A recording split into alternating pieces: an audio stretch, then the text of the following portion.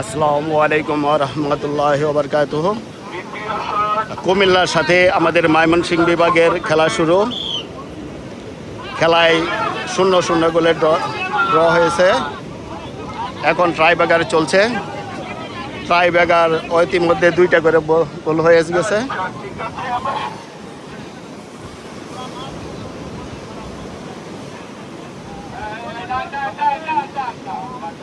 দেখা যাক কুমিল্লা কি করতে পারে।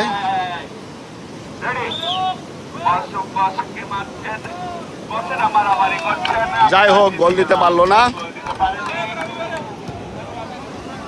দেখা যাক আমাদের স্যার কি করে।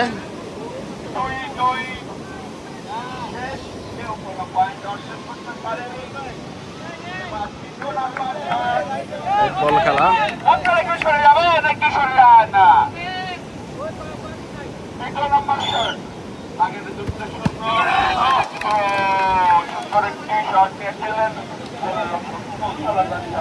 যাই হোক, খেলা চলছে, আপনারা সবাই পাশে থাকুন।